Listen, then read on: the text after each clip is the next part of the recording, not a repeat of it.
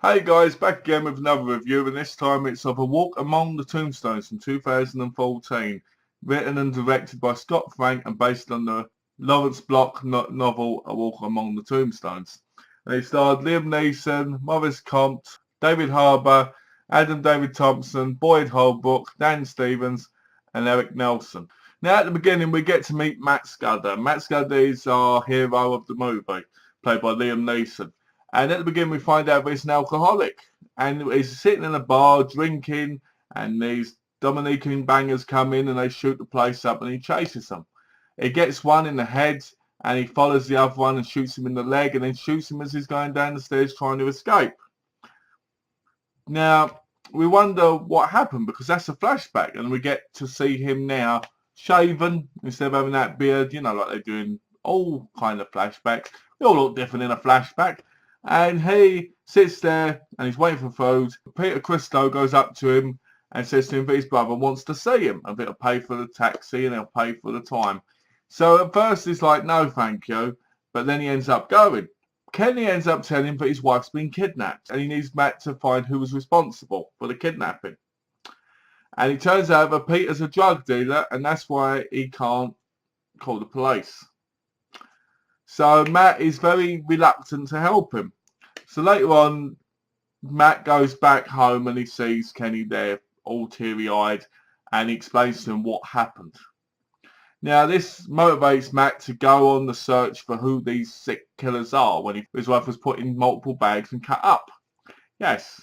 So Matt goes looking, and on the way we meet TJ, who's a little boy played by Astro.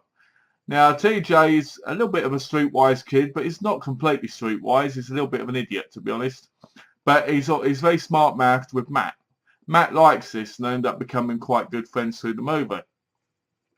Now, TJ gets in some really bad situations along the movie, and Matt kind of helps him, kind of gives him that fatherly figure friendship that I think TJ's missing. And they become very close and really good friends. Thanks to his friendship with TJ, it helps him in the long run in the end. So I like their relationship. I thought it was a very strong part of the film. Now, I liked how Matt was looking for the killers, and I like the way the killers are in shadow. We don't see their faces. Well, not for the first half anyway, and that's the problem. So we don't see their faces, and as you don't see who they are, you feel the tension rising. It makes the film a lot darker and a lot more grittier because you're like, who are they? Could they be next to him right there? Could they be here? Could they be there? Because we don't know who they are. They could be anywhere, And then they decide to show their faces and that tension goes from up here and it slowly goes down like this. But it doesn't ruin the movie completely because the movie is a very slow but great mystery. You follow this mystery along the way. You find out what some people are hiding, but some people were in love with someone else's wife. But this happened and that happened, and it was a real fun mystery to watch. I enjoyed watching it unfold. Now, the killers played by David Harbour and Adam David Thompson, they were chilling, they were creepy. They didn't seem to have a motive other than the pleasure of hurting people and trying to get money for it.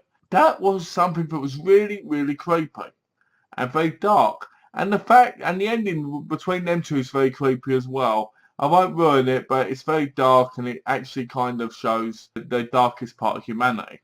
As Matt tries to go around and find out how they kidnapped Peter's wife and how they did this, he talks to one person, he talks to a person at a time, he walks about. A lot of people find this kind of boring and slow, but I find this to be very exciting because it reminds me of those truly good crime movies. You didn't have to have massive action. People see Liam Neeson now, they think Taken 2, non-stop, because that's what he's known for now. He's like the Charles Bronson of today. And I think that's the problem. I think people expect action when they see Liam Neeson. This movie has action, but it has action in your mind because it makes you think. It wants you to think about what's going on. It makes you want to see how the characters are developing. Yeah, there's some not so good character development for some of the characters in the movie, and that's the problem, especially for the killers. Because we don't find out certain things about why they are who they are and why they do what they do, and that is a problem for me. Because a part of a mystery is the mystery kind of being solved to a degree, and figuring out why it happens and why they do it.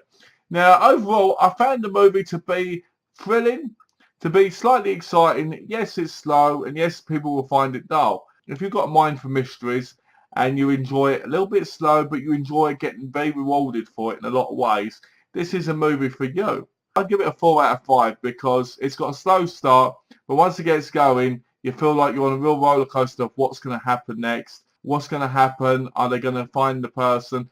Is this person going to be safe? You know, and so forth. As always, guys, thanks for watching. If you haven't already, please subscribe.